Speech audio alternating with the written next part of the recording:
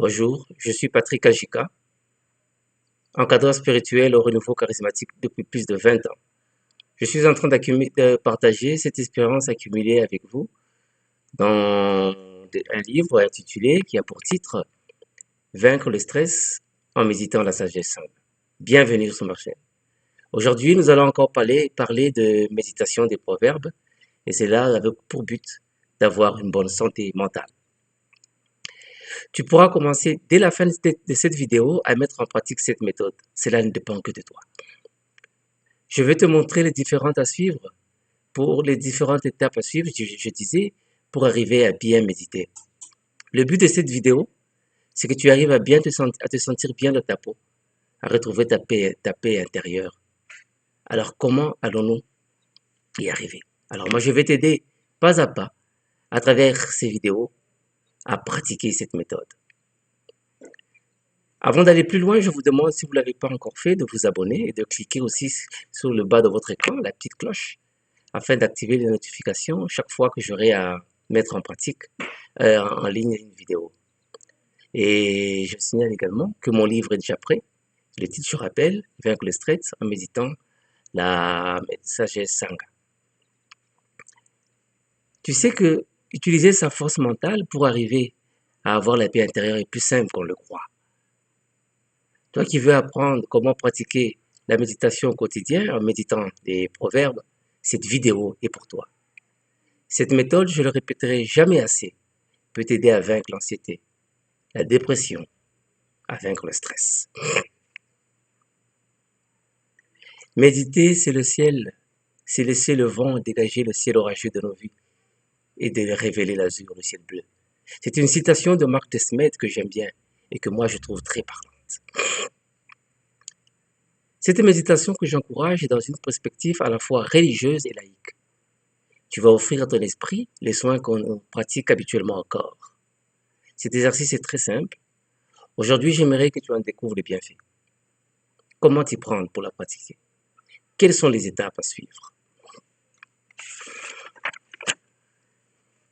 Nous commençons d'abord par le choix du proverbe. Le choix du proverbe. Parmi les proverbes proposés dans le livre, tu en choisis un ou deux en fonction de ta réalité de vie, de vos problèmes personnels, un proverbe qui vous parle personnellement. 2. Trouver le bon moment. L'idéal est de choisir un moment qui vous correspond. C'est par exemple le matin après son bain, avant de prendre son petit déjeuner, ou bien le soir, au retour à la maison après avoir eu une journée de travail, accumulé des tensions. Si j'ai un conseil à vous donner, pour moi le bon moment, c'est le soir, une fois rentré à la maison. Parce que vous avez toute la journée à récapituler dans votre tête et à voir où ça n'a pas marché et le proverbe va vous soulager. N'empêche, si vous préférez le matin, c'est votre choix. Troisième étape, bien charger l'endroit. Le lieu où vous faites votre méditation est très important. Ce lieu contribue à la réussite de votre méditation. Il doit être à la fois silencieux. Il doit vous mettre en présence d'un mur ou d'un rideau. La pièce doit être aérée et c'est là pour éviter les distractions. 3. Prendre le temps de se détendre, de se relaxer. Avant d'entrer en méditation, il faut se détendre, il faut se relaxer en respirant calmement par le nez, en vous allongeant sur le dos, en respirant à fond, en fermant les yeux pendant un moment. Et si c'est possible, avec une musique relaxante, vous la mettez en sourdine pour vous apaiser. 4. Choisir une posture. La posture à adopter pour méditer est très importante, car elle doit vous permettre de trouver ce que doit être la disposition de l'esprit et par ricochet celle de l'âme. Je vous en propose deux.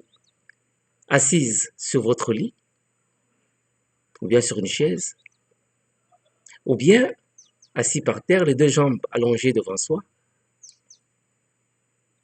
Dans tous les cas, il faut veiller à tenir votre dos droit.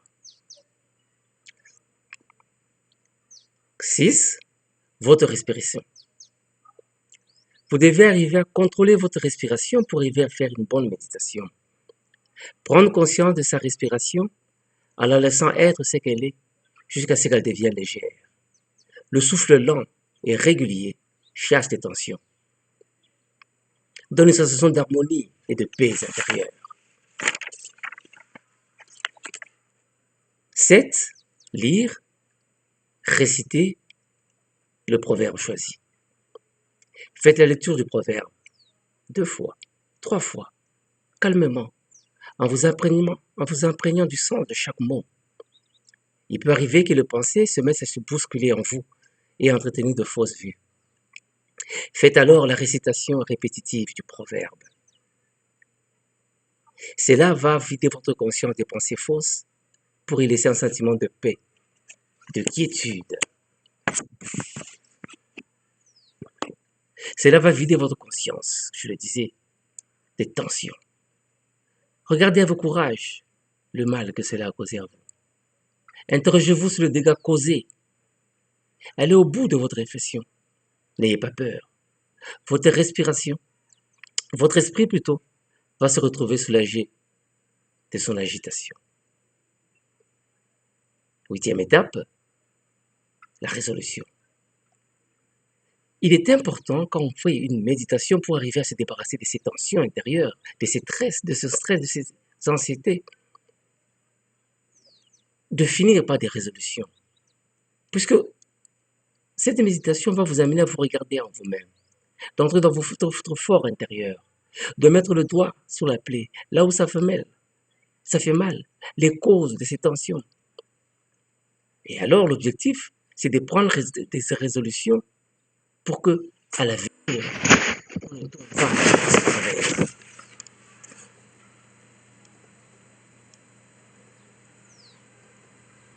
Si cette vidéo vous a plu, les amis, n'hésitez pas à poser des questions. N'hésitez pas à la télécharger pour la partager en public ou entre amis. Je réponds à toutes les questions posées. Le lien qui est juste là en bas, c'est celui du livre. Vous pouvez l'acquérir et n'hésitez pas à télécharger les vidéos précédentes.